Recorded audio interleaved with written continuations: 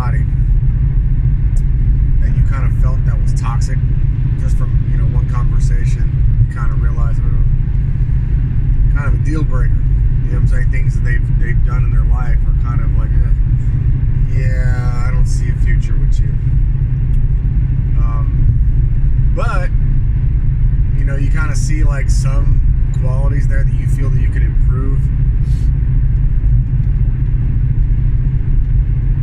Number one, you can't fix anybody that doesn't want to be fixed. And then shortly after, you know, for whatever reason, you know, the universe basically splits you apart. You should be happy, you know, but for some reason you're kind of feeling like you're missing out on something. I think I've had that happen to me maybe 3 times, I think, where, yeah, I knew there were some fucked up things about this person, but I didn't care. You know, just wanted to have a little, just kind of see where it goes, and then somehow, some way, some shape, some form, it got sabotaged. Yeah. Because the powers that be wanted to make sure that shit was not going to happen. Fuck your life up. I know I'm not the only one.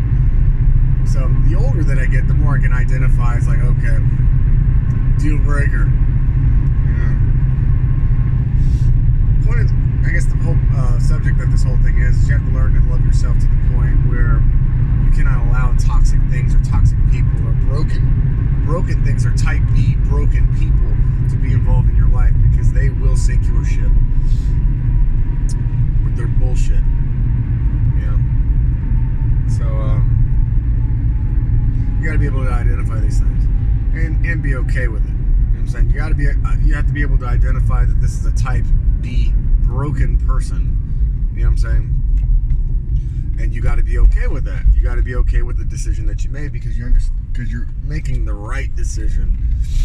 You know, you're making the decision, you know, that's going to better your life and your aggravation, your livelihood, your this, that, and the other, because there's nothing positive that's going to come about this. There's nothing positive that's going to come about this.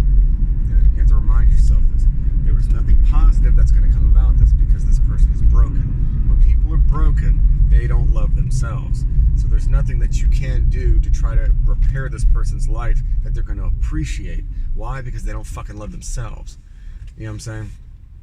These are kind of things that you have to kind of be able to understand. These people could be, you know, victims of domestic abuse. They could be domestic, you know, victims. You know, they could be, you know, molested.